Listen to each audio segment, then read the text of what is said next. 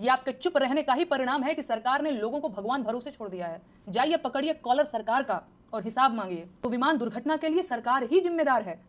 देश के साथ हुई सबसे बड़ी दुर्घटना भाजपा का सत्ता में आना है। बाकी सारी दुर्घटनाएं इसी का परिणाम है। नमस्कार, स्वागत है आपके अपने YouTube चैनल संतोष निदर्दी फैन में।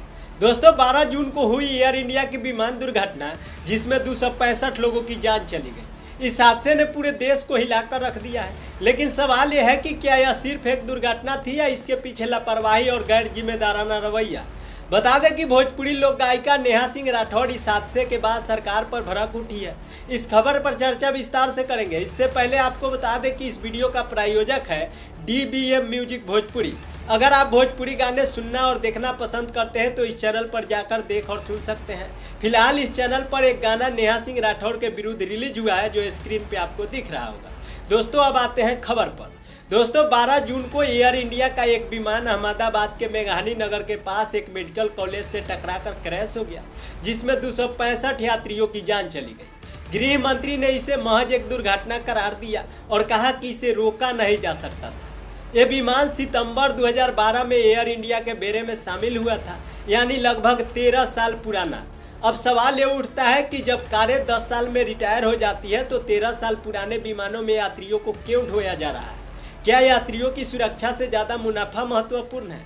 दोस्तों, अहमदाबाद एयरपोर्ट का संचालन पिछले कुछ सालों से अडानी ग्रुप के पास है और एयर इंडिया टाटा ग्रुप को बेचा जा चुका है। ऐसे में इस हादसे की निष्पक्ष जांच की उम्मीद कितनी वास्तविक है? कई लोग इसे एक्ट ऑफ फ्रॉड बता रहे हैं, जिसे एक्ट ऑफ गॉड का नाम दे दिया गया है। दोस्तों, आपको बता दें कि लोग का गुस्सा सड़कों पर फूट रहा है। उनका कहना है कि सरकार की प्राथमिकताएं साफ है, चुनावी रैली या विधायक खरीदना और क्रिकेट आयोजन। लेकिन जब बात सुरक्षा की आती है तो जवाबदेही कोई नहीं लेता।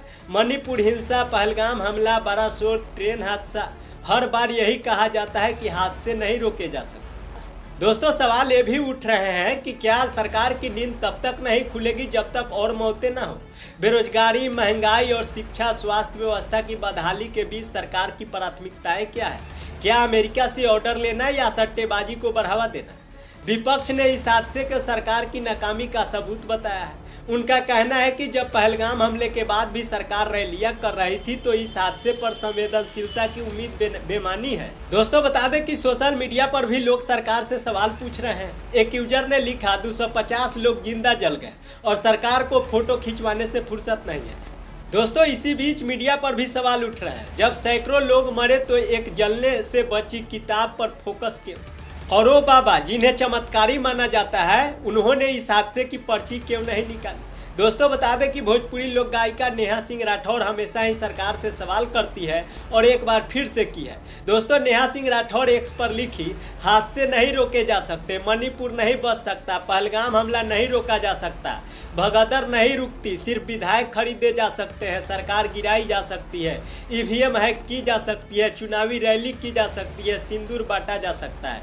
इस रामराज के लिए मरे जा रहे थे ना। दोस्तों, इतना ही नहीं, एक और पोस्ट की और लिखी, देश की सबसे बड़ी दुर्घटना भाजपा का सत्ता में आना है। बाकी सारी दुर्घटनाएं इसी का परिणाम है। एयर इंडिया टाटा को दे दिया और अहमदाबाद एयरपोर्ट अडानी को दे दिया। अब देश को इस्तीफा भी दे दीजिए। दोस्तों, हमेशा की तरह एक बार फिर से नेहा सिंह राठौड़ ने इस बयानों के जरिए सरकार और जनता पर हमलावर रहे। ऐसे में सवाल है कि सरकार का काम क्या है? जवाबदेही कौन लेगा? क्या ये हादसा एक और चेतावनी है या इसे भी भुला दिया जाएगा? आपकी क्या राय है? अपनी राय हमें कमेंट बॉक्स में ज़रूर बताइएगा। इस वीडियो को आप सब ज़्यादा शेयर करिएगा। हमारे यूट्यूब चैनल पे देख रहे हैं तो चैनल को सब्सक्राइब कर ले, फेसबुक पेज पे देख रहे हैं तो पेज को फॉलो कर ले, ताकि सारी अपडेट आप सबों को मिलता रहेगा। मिलते हैं अगले वीडियो में। बाय बाय, टाटा, थैंक यू सो मच।